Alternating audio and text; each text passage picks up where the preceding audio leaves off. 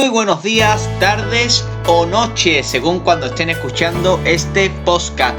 Bienvenidos a Historias de Fútbol, el podcast que te trae los recuerdos más interesantes y curiosos del planeta fútbol. Hablábamos en el último programa sobre la trayectoria del mexicano Hugo Sánchez, uno de los mejores fichajes sin duda de la historia de la Liga Española. Ese interesantísimo podcast, como ya saben, lo pueden encontrar en nuestras plataformas de YouTube, Spotify, iVoox y Anchor FM. Y hablando de fichajes, y como ya os hemos adelantado en nuestros perfiles de redes sociales, ya saben, en Twitter, @hist_d_fútbol y en la página de Facebook Historias de Fútbol, os traemos un programa donde vamos a hablar de fichajes, pero eso sí, ni mucho menos de fichajes del nivel del de Hugo Sánchez, sino más bien lo contrario. Y es que aprovechando que nos encontramos inmersos en pleno mercado veraniego, os traemos un divertido programa en el que vamos a recordar los fichajes más ruinosos que han pasado por nuestra liga en los últimos años. Esos fichajes que suelen despertar la risa en las conversaciones futboleras entre amigos. Y lo vamos a hacer, atención, en dos podcasts. Igual que hicimos ya con la trayectoria de Marcelo Bielsa, pues al ser un programa tan extenso, lo mejor es dividirlo en dos podcasts que se van a subir de manera consecutiva. Vamos a intentar que sea con 1 o 2 días como máximo de diferencia. Y como digo, queremos darle protagonismo a todos los actuales clubes de la primera división española, y de ahí pues que el podcast sea un poco más largo. No me extiendo más. Muy buenas, Gonzalo. Hablamos de fichajes. Hablamos de fichajes, de malos fichajes, de fichajes ruinosos. Intentamos hacer una mezcla entre jugadores pues que no cumplieran las expectativas con las que llegaban, que costaran un cierto dinero, cuya venta tampoco pues fuera gran cosa. Y pues en esa coctelera metemos todo. Un desastre. Exactamente, fichajes que fueran desastrosos.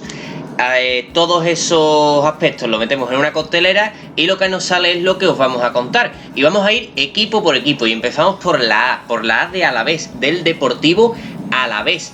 Y es que para elegir el peor fichaje del Deportivo Alavés no hemos retrocedido demasiado al pasado, pues recordemos que el club vitoriano ha deambulado por el desierto de segunda división durante muchos años hasta que volvió a primera en la temporada 16-17, y nosotros hemos intentado que los fichajes que cogiéramos fueran fichajes que hiciera el club estando en primera, aunque aviso que no siempre se ha cumplido porque había casos en los que sí nos hemos saltado un poco esa norma, pero no es el caso del Alavés, y es por ello que nuestro elegido fue un jugador firmado por el equipo vitoriano en el mercado estival de la temporada 18-19 por aproximadamente unos 3 millones de euros según Transfermarkt. Procede del Astana kazajo, y es que el elegido no es otro que el ganés Patrick Toumasi.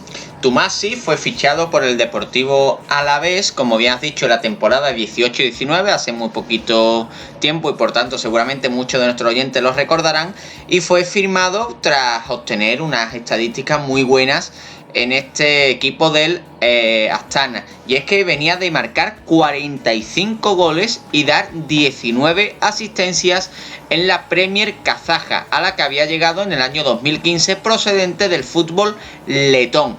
Estas cifras, que obviamente no son para nada malas, se convirtieron en 0 goles y 0 asistencias en los menos de 200 minutos que jugó Toumasi con el Alavés en aquella temporada 18-19, no siendo titular ni una sola vez.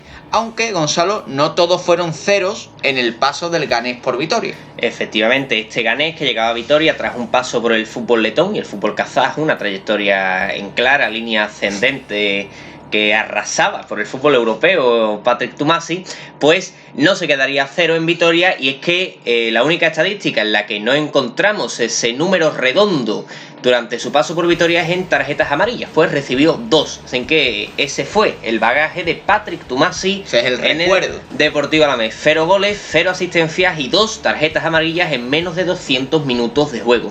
Tras este desafortunado paso por el Alavés, se marcharía cedido la temporada siguiente al Gaziantep turco y finalmente traspasado el pasado verano al Hannover 96 por una cantidad cercana a los 800.000 euros, recuperando algo de aquella inversión de 3 millones que había hecho el Alavés 2 veranos atrás.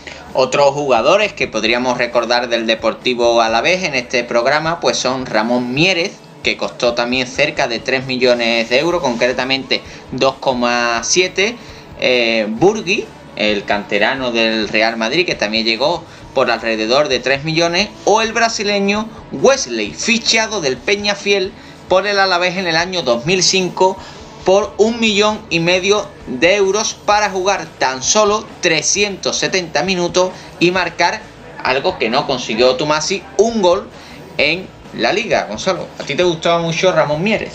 Ramón Miérez porque no jugó ni un solo minuto en el Deportivo Alavés. Es decir, el Alavés es un traspaso que no lo hemos puesto de protagonista porque es bastante extraño.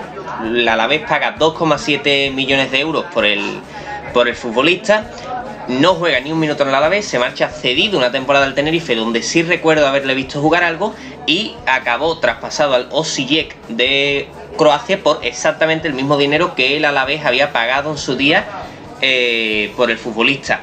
Así que, bueno, pues parece que está un poco metido dentro de estas relaciones que tiene el Alavés con el fútbol croata, un poco extrañas. Sí, la verdad que también podríamos haber hablado de esos fichajes que hace el Alavés en conjunto con el Sochaux francés, como Fach o Fran Navarro, Verdún, jugadores un poco extraños. Y bueno, el caso de Taishi Hari, sí, creo que se llama el japonés que ha fichado del Istra. Así que esa relación es un poco turbia. Veremos a ver si en el podcast del próximo verano no tenemos que incluir al japonés.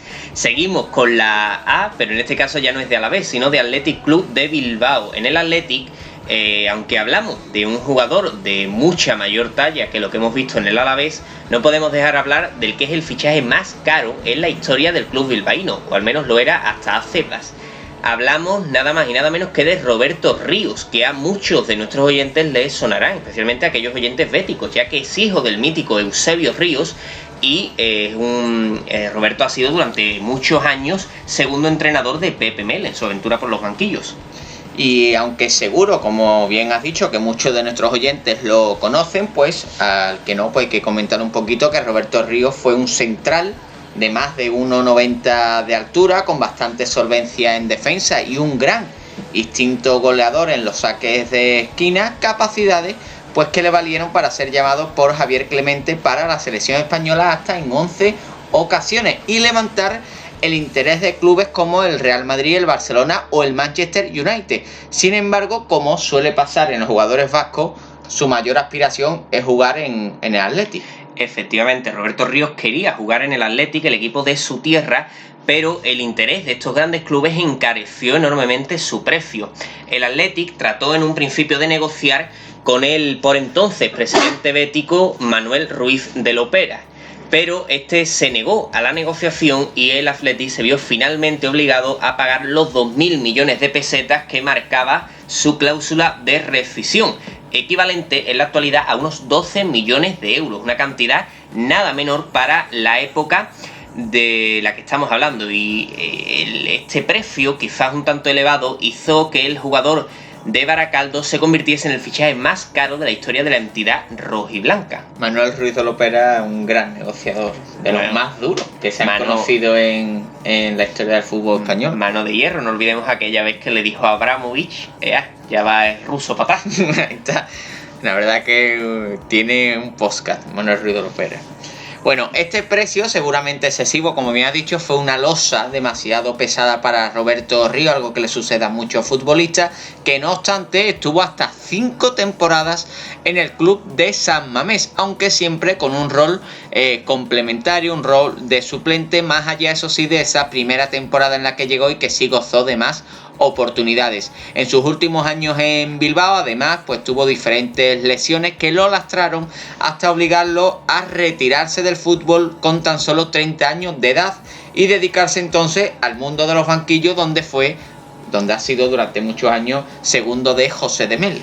el caso de Roberto Ríos sirva para explicar que no hablamos de malos jugadores, sino de malos fichajes, que es lo que aquí tratamos, y sin duda lo fue el de Roberto Ríos por el Athletic de Bilbao. Otros jugadores que podemos destacar del club bilbaíno son Sibori, el delantero que jugó 353 minutos repartidos en 13 partidos, o Cristian Gaena, ese lateral que fichó del fútbol rumano hace poco y que yo creo que no ha llegado en competición oficial, creo que no llegó a debutar. Sí, y si no recuerdo mal, ha vuelto a Rumanía Gaena.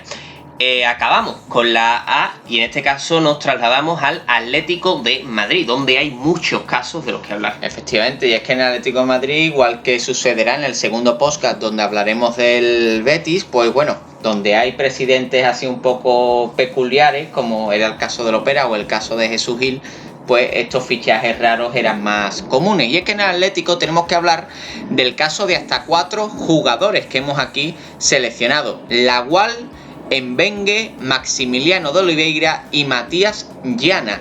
Estos 4 jugadores fueron fichados, como digo, por Jesús Gil, el carismático presidente colchonero, por 2.700 millones de pesetas cuando se encontraban todavía en edad juvenil.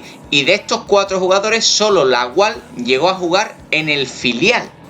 Sí, los otros 3 ni siquiera eran futbolistas, algo que salió a la luz en la intervención judicial al club tras la salida de Jesús Gil, una estafa a la que se le conoció con el nombre de caso Negritos.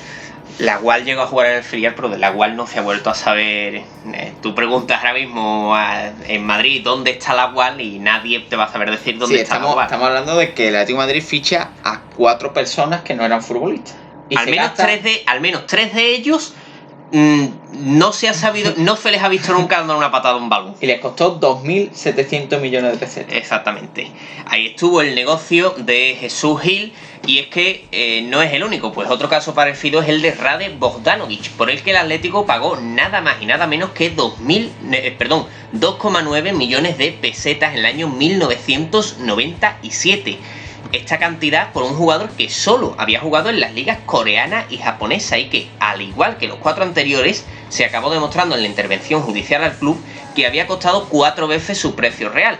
Es decir, hablamos de traspasos donde, pues bueno, no primaba el factor deportivo a la hora de hacer el fichaje, sino más bien ni mucho menos un ámbito de lucro. Además, el nombre tiene nombre de jugador. ¿Qué? He dicho un ámbito de lucro, un ánimo de lucro. Un ámbito de lucro. La verdad es que Bogdanovic tiene nombre de pívot de baloncesto, pero ni mucho menos de futbolista. Y el último caso que vamos a comentar del Atlético de Madrid es Patri, a quien Jesús Gil convirtió en el juvenil, atención, mejor pagado del mundo. Y es que Patri, con tan solo 16 años, llegó a tener un sueldo de 15 millones de pesetas, para que finalmente ni siquiera acabara debutando con el primer equipo. De hecho, ni siquiera llegó a jugar jamás en primera división. Eso sí, con 16 años, al menos en la nómina oficial, ponía que cobraba 15 millones de euros. Yo dudo mucho que Patri viera alguna vez en su vida esos 15 millones de euros juntos, pero bueno, ahí queda eso por escrito. Otros nombres que podemos decir del Atlético son los de Jason Martínez o Antonio Cherchi, más recientes, que muchos de nuestros oyentes recordarán, o otros más antiguos como el Tren Valencia, Richard Núñez o Leonel Pilipauskas. Estos son otros nombres, como decimos, reseñables que han pasado por el Atlético de Madrid en las últimas décadas con catastróficos resultados todos ellos. Atención, porque ya ha salido el primer apodo, y es que haciendo el programa este y el siguiente, nuestros oyentes van a observar cómo se va a cumplir una teoría que nosotros hemos construido, y es que cada vez que un futbolista tiene un apodo, mala señal. Sí, el primer paso para hacer un mal fichaje es tener un apodo un poco el Tren Valencia, ¿no? Pues ¿a qué hace referencia el Tren Valencia, no? ¿Tren Valencia qué es? Pero es que a mí, no lo voy a destapar, pero a mí el que más me gusta va a venir en el siguiente programa. Yo creo que el siguiente, esto es solo un aperitivo, sí, porque ya avisamos a nuestro oyente de que el siguiente podcast, que como decimos no va a tardar mucho en subirse, lo queremos subir 1 o 2 días después de subir va a venir mucho más cargado de lo que viene pero ya lo adelanto de verdad. Y bueno, Antonio Cherchi, que en nuestras redes sociales nuestros oyentes fue el más votado como el fichaje más ruinoso del Atlético de Madrid, y es que estamos hablando de un jugador que costó muchos millones de euros. Creo que fueron más de 20. Sí, y bueno, jugaría de manera testimonial, absolutamente. Porque Jason Martínez es verdad que cuesta más dinero, que viene con mayor cartel, porque en el momento en el que lo ficha el Atlético desde el Oporto era uno de los mejores delanteros de Europa, pero Chris Fast tiene es simiente de las lesiones, ¿no? Que fue un jugador que acumuló bastantes lesiones desde su fichaje por el Atlético de Madrid. Efectivamente, seguimos. Y es que de estos fichajes ruinosos no se han librado ni siquiera los más grandes equipos. Y es que una de las razones actuales de la deuda tan tremenda que tiene el Fútbol Club Barcelona son algunos de sus fracasados e inexplicables fichajes. Aunque esto no ha sido solo cosa de Bartomeu, sino que antes de Bartomeu ya hubo fichajes desastrosos. Malos fichajes ha habido siempre, aunque hay veces que se hacen más y veces que se hacen menos. En este caso vamos a viajar un poquito al pasado, vamos a viajar a esa época de finales de los 90, principios de los 2000, para hablar de Richard Dutruel, portero fichado por el Barcelona en el año 2000 desde el Celta de Vigo por 4 millones de euros. El portero francés jugaría con el Barcelona 22 partidos en 2 temporadas, encajando 23 goles, lo que da una media de más de un gol por partido. Un terrible fichaje que acabó marchándose al Deportivo Alavés en el verano de la temporada 2002-2003. Y si Dutruel fue desastroso, ¿qué vamos a hablar de Cristambal? Aquel defensa que es otro de los casos chirriantes, ¿no? Hablamos de un defensor francés por el que el Barcelona pagó 18 millones de euros al conjunto del Mónaco en el año 2001. Cristambal estuvo 2 temporadas en la entidad blaugrana jugando 47 partidos en los que, pues la verdad, no demostró nada reseñable y por supuesto en los que no rentabilizó la inversión realizada. Y otro caso más actual que seguramente a muchos de nuestros oyentes les sonará es el de Keirison. 14 millones de euros por un jugador que fue encadenando cesiones hasta el punto de acabar contrato con el Barcelona sin llegar a haber jugado ni un solo partido con su club de pertenencia. Es más, yo contaría los entrenamientos que hizo Keirison con la plantilla del Barcelona, porque yo creo que a Keirison no le dieron ni el chándal.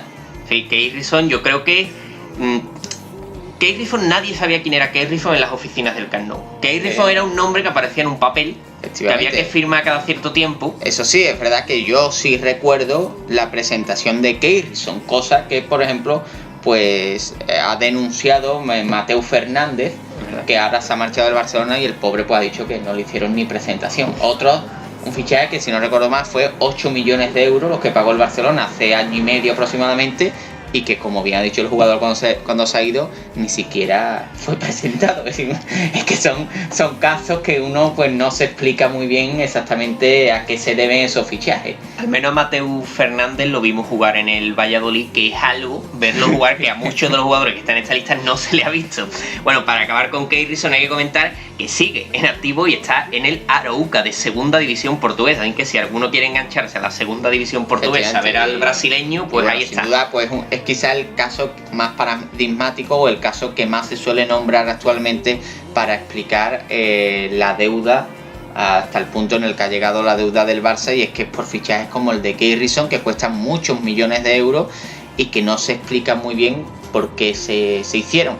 Pero bueno, pasamos de Barcelona hasta la tacita de plata para hablaros del Cádiz, un conjunto que, bueno, sigue haciendo fichajes peculiares como el de Osmajic, que tanto está llamando la atención en pretemporada y que, bueno, no sabemos muy bien si puede llegar a ser protagonista del podcast, o vamos a tener que hacer otro podcast de fichajes que parecían ruinosos y terminaron siendo estrellas. Osmajic, el delantero montenegrino, que para el que no sepa, el Cádiz pues lo fichó hace poco, ahora un par de semanas, procedente de la Liga Montenegrina, que un fichaje que a todo el mundo sorprendió porque nadie conocía a Osmajic de nada, y pues resulta que el Cádiz lleva 3 amistosos jugados y Osmajic ha marcado los 3, que si os metéis en el Twitter de la afición del Cádiz y demás, pues parece que Osmajic ahora mismo es Ronaldo Nazario en el Mundial de Corea y Japón. Pero bueno, en esta ocasión no vamos a hablar de un Cádiz tan actual. No, ni mucho menos. Vamos a remontarnos a la última estancia del club gaditano en primera división, concretamente a la temporada 2005-2006, en cuyo mercado de verano previo se hizo con los servicios de un portero argentino. Y es que si esta vez el Cádiz, cuando ascendió, fichó a Ledesma, actual portero de la selección olímpica argentina, pues entonces hizo lo mismo con un portero que se llamó Alejandro Limia. Este guardameta argentino, criado en Lanús, llegó procedente de Arsenal de Sarandí por algo menos de $500,000 para ser, en principio, el suplente del veterano Armando. No obstante, Limia acabaría jugando más de lo esperado y podríamos decir que esto pues no fue una buena noticia precisamente para el Cádiz, pues Alejandro Limia jugó 13 partidos en los que encajó, atención, 19 goles, lo que hace un promedio de casi 1,5 goles por partido y unas cifras que a mí me recuerdan a Arlauskis, el portero lituano que fichó el Español, bueno, fichó, creo que era cedido, que encajó 10 goles en 2 partidos. Eso fue una cosa... Es decir, hablamos de una media de 5 goles encajados por partido. Y un Arlauskis que os adelantamos que no va a estar aquí porque fue un fichaje de invierno. Evidente, cuando llegue invierno hablaremos de Arlauskis. Hablaremos de Arlauskis.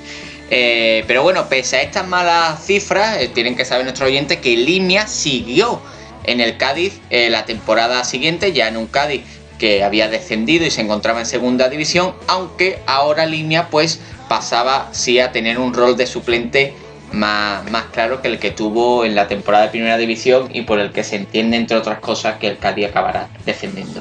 Pues vamos a hablar ya del otro protagonista del club cadista, que no es otro que Habib Omobolaji Adekanje, Bobby Adekanje para los amigos.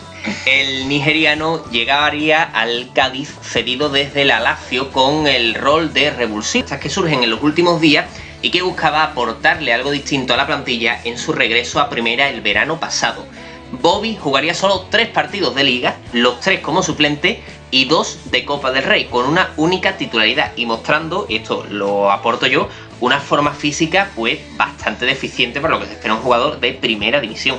Sí, vamos, no, es que no sé, son de esas cosas que tú nomás dices, el Cádiz ha fichado uno que se llama Bobby. Bobby Adekanje, pues Bobby Adekanje nuevo fichaje del Cádiz, pues. Eso no va a salir bien. Bueno, como decimos, tuvo un rendimiento muy pobre este jugador que no obstante pues no dejó una gran remora económica en el club. Un jugador que pasó sin pena ni gloria y se acabó. Pero para acabar con Adekanje tenemos que comentar la anécdota que ocurrió en el día de su presentación. Y es que si hablábamos antes que el primer paso para catalogar un fichaje de ruinoso es que tenga apodo, el segundo paso, la segunda señal de alerta, de alarma, es que diga una tontería el día de la presentación. Meter la pata en la presentación. Efectivamente, diga algo raro, algo que haga que salga en el informativo de 4, ¿vale? Pues bien, Adekanje, en el día de su presentación, pues un periodista, que también la verdad que vaya la pregunta del periodista, le preguntó a Adekanje que dónde iba a vivir. Sí, si prefería vivir en Cádiz capital o en algún pueblo de la bahía. Una pregunta un poco que, bueno, tampoco sé a quién le interesa eso. Bueno, pues bien, pues Adekanje, en pocas palabras, pues le dijo al periodista que a él eso no le importaba absolutamente nada y que no le daba la gana de decirle que dónde iba a vivir, que por otro lado pues lo veo muy bien que se lo dijera. Aparte se le escapó alguna que otra cosilla, creyéndose que el micrófono estaba apagado, que hizo que la anécdota, bueno, pues fuera más graciosa, pero bueno, Adekanje en pocas palabras le dijo al periodista que a él que más le daba dónde iba a vivir, que eso era historia suya y que bueno, que le dio largas con la pregunta. Y viajamos de una ciudad marinera como es Cádiz a otra, al norte, nos vamos a Vigo a hablar del Celta y a hablar de un futbolista que estuvo 3 años en Galicia tras llegar del Benfica portugués. No se trata nada más y nada menos que de otro que Bruno Caires. Bruno Caires, señores, 3 años estuvo Bruno Caires en Vigo, 3 años en los que jugó 305 minutos en liga, que es muy poco, siendo titular en solo 2 partidos durante 3 temporadas. Señores, 3 años para jugar 2 partidos y acabar marchándose pues a uno de esos equipos que suelen ser rescatadores, ¿no? Brazos abiertos. Brazos abiertos. Digamos que es uno de esos equipos rescatadores como es el Tenerife, que pues acogió a Bruno Caires en la temporada 99-2000. Este fichaje de Bruno Caires, bueno, pues fue un poco desastroso, pero quizás lo sería aún más el que hizo el Celta de Vigo en la temporada 12-13, cuando desde el Arsenal llegaba el coreano Shu Jung Park. Atención, señores, Comandante Park. ¿Cómo fue apodado? Apodo. Y ahí está la ruina del jugador, que llegó por 500.000 euros, con muchísimas esperanzas puestas en él. Un jugador de estos a los que Wenger le echaba el ojo para el Arsenal, que se marchaba al Celta. Sin embargo, todas estas esperanzas acabaron dilapidadas cuando se le comenzó a ver jugar sobre el césped de Balaídos. Más allá de su debut en un partido que fue seguido por la televisión coreana y en el que acabó marcando el gol de la victoria y gritándole a una periodista coreana que estaba en la grada, ojo al debut de Chu Jung Park, pues más allá de este debut, los celtiñas nos hablan de uno de los delanteros a los que peor han visto entender el juego. 4 goles e innumerables remates fallidos de forma ridícula fueron el bagaje del Comandante Park en Vigo. Apodo ruina. No se coman la cabeza, señores. Y bien, hemos hablado de Bruno Caires, del Comandante Park, y ahora vamos a hablar de otro que seguramente a nuestros oyentes les va a sonar mucho más y que yo diría que es el más desastroso de los tres. Nuestro tercer protagonista del Celta va a ser un jugador que aún se encuentra en el club vigués y que es, sin duda, el turco Emre Mor. Mor llegaría al Celta en el verano de 2018 como una joven promesa procedente del Borussia de Dortmund, nada más y nada menos. Pues bueno, en el equipo alemán no había acabado de explotar, pero era un futbolista muy prometedor y al que se le veían grandes cualidades. Nada más y nada menos que 13 millones de euros pagaría el Celta, que yo no sé si ha sido el fichaje más caro de su historia, pero tiene que andar muy cerca. Como decimos, una fuerte apuesta que acabaría mal. Tan mal como que Emre Mor apenas ha jugado 2.000 minutos, solo 20 titularidades y 2 goles. Es decir, apenas simples detalles de un Emre Mor que ha brillado más en pretemporada que durante la temporada, donde de una forma u otra siempre acababa desapareciendo. Ya está, bueno, este verano no lo hemos visto ni creo que lo vayamos a ver, pero bueno, era muy típica esta noticia del mes de agosto de el nuevo Emre Mor aparece en Vigo. Ese Emre Mor que jugaba los 3 primeros partidos de liga para luego acabar totalmente defenestrado. Siempre veíamos a un Emre Mor en pretemporada. Otra señal, señores, otra señal de ruina es el nuevo no sé qué. Sí, jugador que llega tras cesión. El nuevo nunca es el nuevo. Eso, es decir, cuando se diga el nuevo Emre Mor o el nuevo X, eso del nuevo, la resurrección, el ruina. Llega con más ganas que nunca a los entrenamientos. Nada, eso es mentira. Échenlo, ¿verdad? Búsquenle equipo a ese jugador rápido. Bueno, pues lo cierto es que, como decimos, en Remor siempre le ha ocurrido lo mismo. En pretemporada, algunos detalles, parecía que ahora sí que arrancaba, pero después de jugar las 2 o 3 primeras jornadas de liga, acababa desapareciendo de las eliminaciones, posteriormente de las convocatorias, y acababa en invierno siendo cedido. Ha sido cedido al Galatasaray, ha sido cedido al Olympiacos, otros equipos como el Tenerife. Brazos abiertos. Equipos como el Tenerife, que son de brazos abiertos. Y como decimos, Emre Mor sigue perteneciendo a día de hoy a un Celta de Vigo que ahora ya sí parece que no tiene ninguna esperanza en él y que busca quitárselo de encima como sea, aunque dé por perdida la grandísima inversión que realizó 3 veranos atrás. Otros jugadores reseñables en el Celta son muchos, la verdad, los fichajes que el Celta tiene, estos un poco raros, desastrosos. Pues bueno, también hay que comentar a Verpakovskis. A mí me suena este jugador. Saulo o un Wellington Suárez que solo jugó 5 minutos en el Celta y que además tuvo varios problemas con la policía en carretera. Así que podemos decir que Wellington Suárez fue un mal fichaje para el Celta, pero lo fue aún peor para la DGT.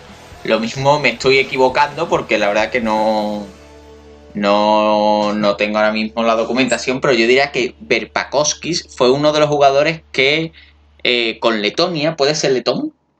Puede ser. Segura, sí, creo que letón, fue letón, la estrella de Letonia en la Eurocopa, no sé si la Eurocopa 2004. Yo diría la Eurocopa 2004, una Letonia que llamó bastante la atención, y creo que la estrella de aquella selección era Verpakovskis, y no recordaba yo que lo había fichado el Celta de Vigo. Obviamente otra señal de alerta, jugador que no conoce nadie, de momento en una Eurocopa o en un Mundial resalta, se ficha y obviamente pues fue flor de un día.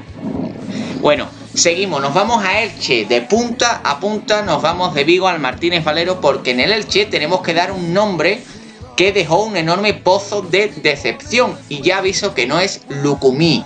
Y es que viajamos hasta el mes de julio del año 2000, cuando el club ilicitano, en un año en el que volvía a la segunda división, iba a fichar nada más y nada menos que a un campeón del mundo con Brasil, como fue Mazinho.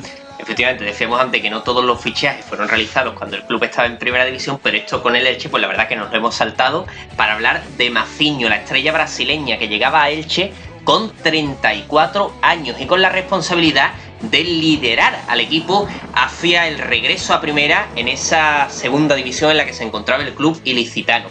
Mazinho fue presentado frente a una enorme multitud de aficionados, pues la ilusión que levantó este fichaje en la ciudad fue enorme, casi tanto como la decepción que quedó después. Mazinho, como decíamos, llegaba a Elche con 34 años de edad, después de no haber renovado con el Celta, con el pensamiento ya de retirarse. Obviamente la edad pues le pasaría factura a Mazinho, que acumuló multitud de lesiones y problemas físicos que le obligaron a disputar tan solo 11 partidos con el Elche hasta acabar colgando la bota en el mes de diciembre, siendo su último partido el disputado contra el Eibar en Ipurúa en ese mismo mes de diciembre. El Elche, tras la decepción de Mazinho, tampoco cumpliría con las expectativas y salvaría la categoría, eso sí, pero a última hora. Otro nombre de gran glamour que llegaría a Elche estando el club en segunda y que tampoco cumplió con las expectativas fue Dani, el ex delantero del Betis, el autor de aquel gol que le dio al conjunto bético la Copa del Rey en el año 2005. Dani llegaba al Elche como refuerzo de Campanillas para esa temporada en segunda división, pero finalmente solo disputaría 18 partidos anotando un único gol y siendo un caso parecido al de otro fichaje del Elche que también decepcionaría, como el del sevillano Rodolfo Bodipo.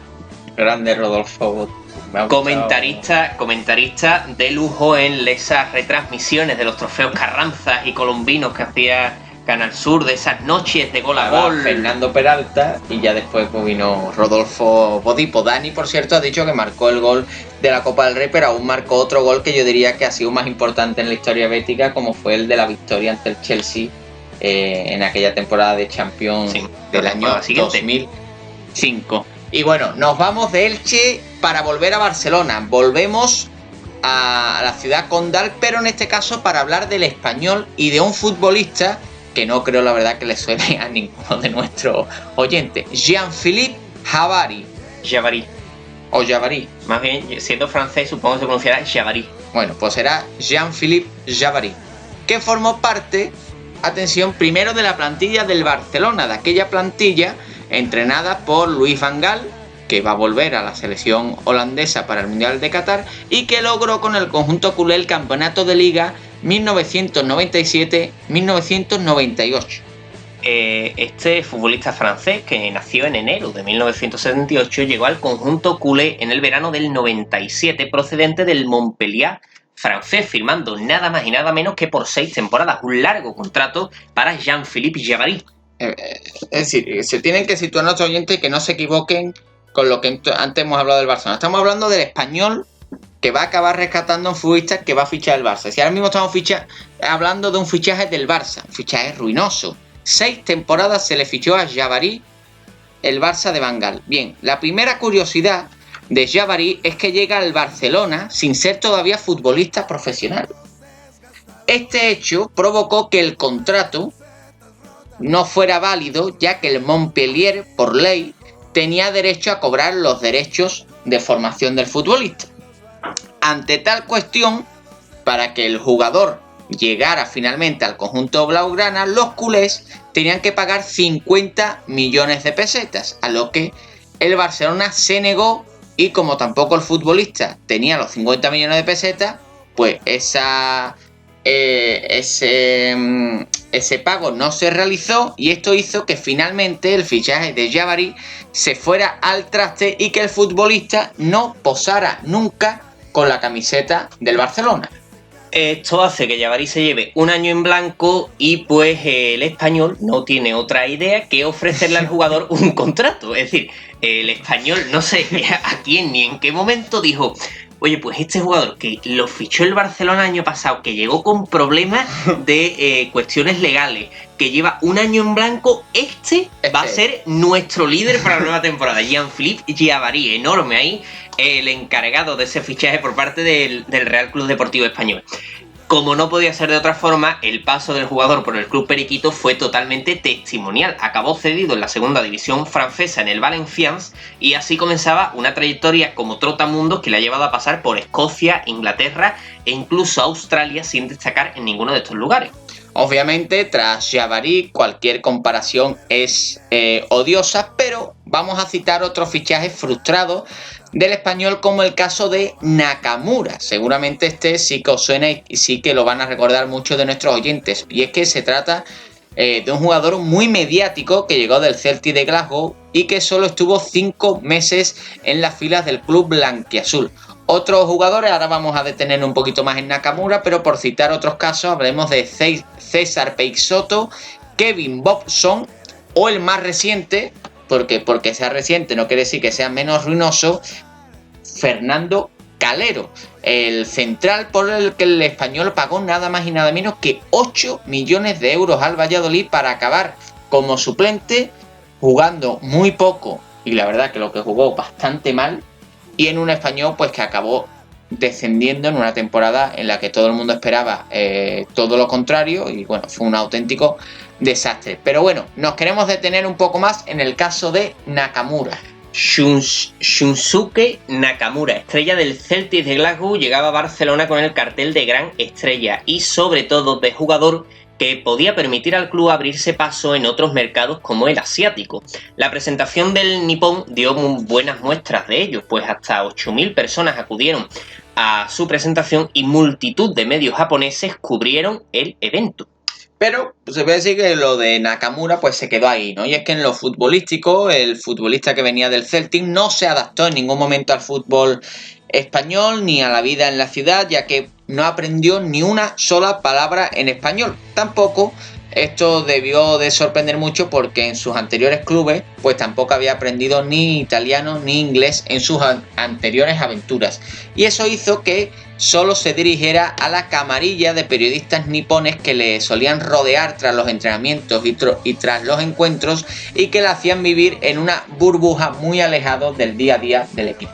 Nakamura acabaría marchándose en febrero al ver que no entraba en los planes de Mauricio Pochettino, por lo que ponía rumbo al Yokohama Marinos, que pagaba 1 millón de euros por él, lo que permitía al español, eso sí, sacar rendimiento económico al jugador después de todo lo ocurrido. Y seguimos con otro conjunto que tiene el azul como color predominante y hablamos del Getafe. Nos vamos al sur de Madrid.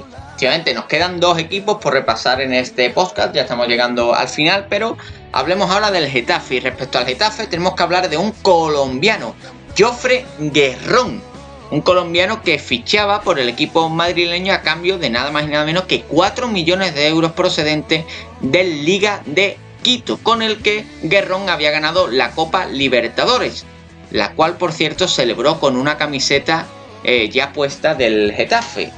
Cosas raras que hacen jugadores que no... Yo no sé exactamente en Ecuador cómo sentaría esto, porque al fin y al cabo gana quizás el mayor éxito en la historia del fútbol ecuatoriano de clubes, y bueno, pues el jugador no tiene otra idea que ponerse una camiseta del Getafe para celebrarlo. Así que nada, muy bien Jofre Guerrón ahí desde su marcha de Liga de Quito. Pues bueno, la realidad es que Guerrón levantó una gran expectación en la localidad del sur de Madrid, siendo común durante los primeros meses de la temporada 2008-2009 ver a multitud de ecuatorianos en las gradas del Coliseum. A Guerrón nunca le faltó ese optimismo latino, pues en su propia presentación con el Getafe, señal de alerta, dijo que estaba seguro de acabar dando el salto al Real Madrid, pero obviamente el optimismo de Jofre no fue suficiente para el Getafe, con el que solo acabó disputando 600 minutos con 2 goles anotados y una asistencia en su contador, antes de marcharse a Cruzeiro y definitivamente a Atlético Paranense. Otros nombres que podemos meter en el saco de malos fichajes del Getafe son los de Enrique Gallego, por el que el Getafe pagó 6 millones de euros en esa temporada en la que debutaba en Europa con Bordalás. Iván Alejo, 4 millones de euros pagó el Getafe por el futbolista, o Filip Manojlović, ese portero serbio por el que el Getafe pagó 1,5 millones a la Estrella Roja de Belgrado, que estuvo 3 años en Getafe y que jugó 0 partidos de liga. Manojlović. Filip Manojlović. No hay que decir más nada, ¿no?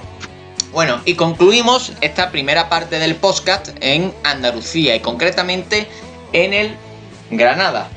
Tiene tela el Granada para hablar, porque más allá de estos últimos años en primera, el Granada normalmente ha sido un equipo de multitud de jugadores cada verano que llegaban a la ciudad, y muchos de ellos bastante disparatados, claro. Sí, jugadores que nadie sabía muy bien de dónde habían salido.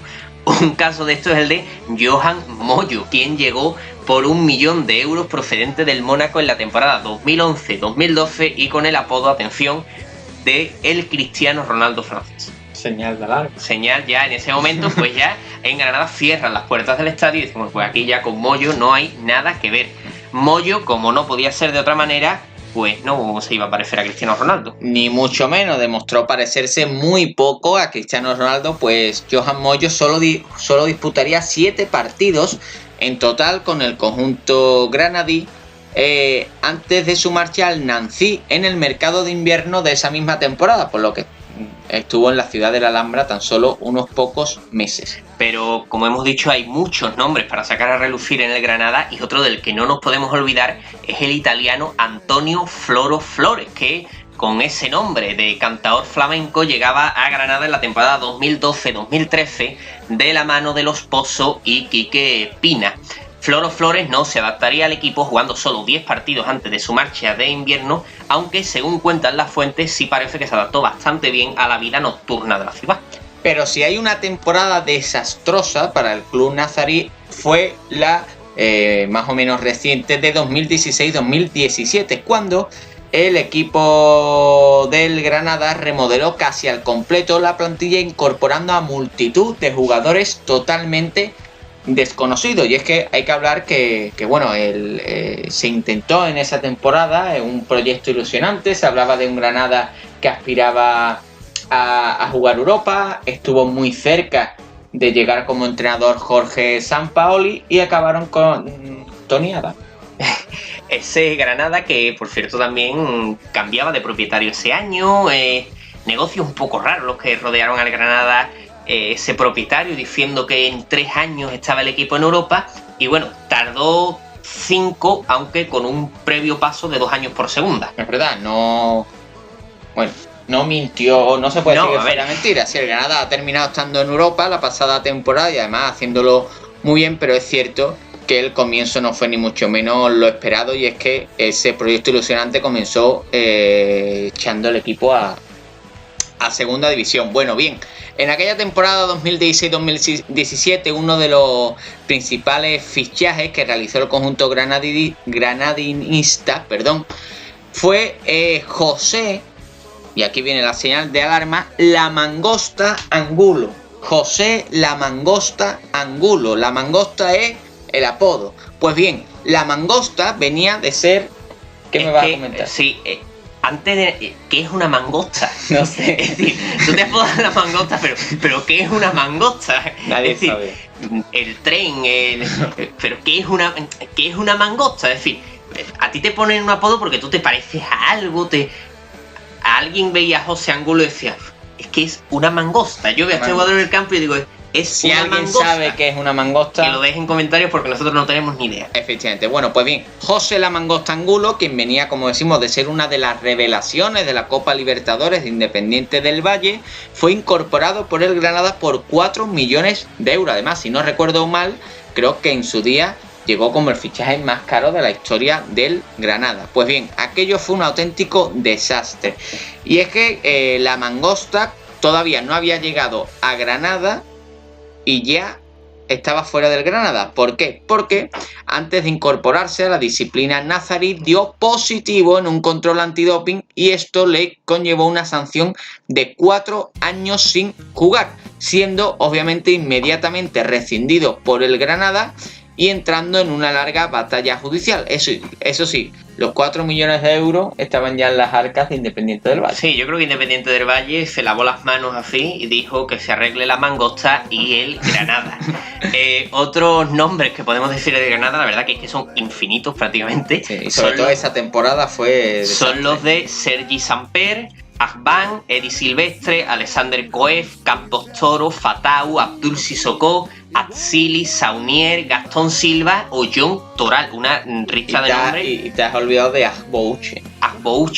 Pero Agbouche tuvo épocas en las que en Granada parecía el mariscal de la Alhambra. Ni siquiera un entrenador de categoría mundial como Lucas Alcaraz, que llegó a mitad de esa temporada, pudo hacer nada con este conjunto de jugadores. La gracia de Granada es que seguramente se podría hacer otra lista igual de larga pero de entrenador. Sí, aquello fue tremendo. La verdad es que en esta ristra de jugadores, pues bueno, Edi Silvestre, estamos hablando de un jugador que seguramente ha sido el fichaje ruinoso de muchos equipos. Sí, es que Edi Silvestre podría estar en la lista de 4 o 5 equipos, sobre todo de segunda división. Ese jugador que siempre ha vagado por la categoría de plata del fútbol español, con una nacionalidad azerbaiyana que, bueno, pues... Tenemos a Gastón Silva, que también ha sido un fichaje ruinoso del Huesca en esta última temporada. Bueno, es que la verdad es que hay mucho aquí. Fatau, que te ha acabado teniendo una farmacia.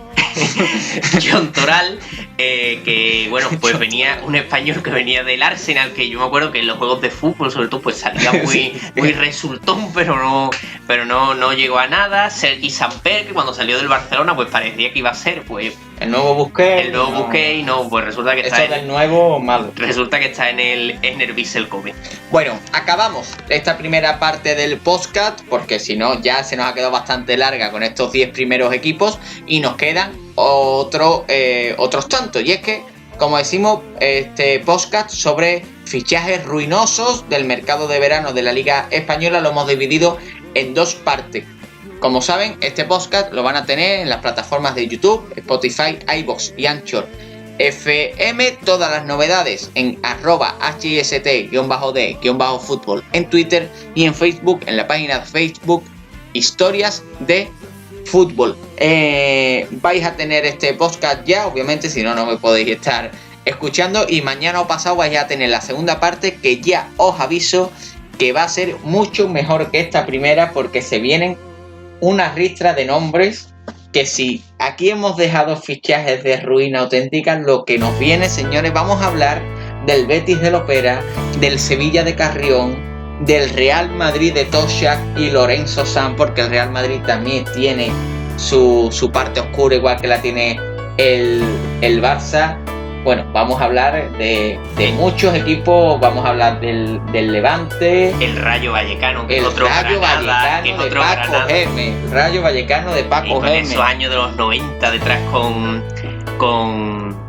¿cómo se llamaba la empresa de Ruimasa? De Ruimasa, que no me sale el nombre ahora mismo. Muchos nombres los que vamos a decir. La verdad que sí, no se pierdan esta continuación del podcast. Si han escuchado este primero, no pueden dejar de escuchar el segundo, porque viene un listado de fichajes muy divertido y con el que van a pasar un buen rato, seguro. Sin más, pues nada, que sigan disfrutando del verano y aquí seguiremos con nuevas historias de fútbol. Muchas gracias.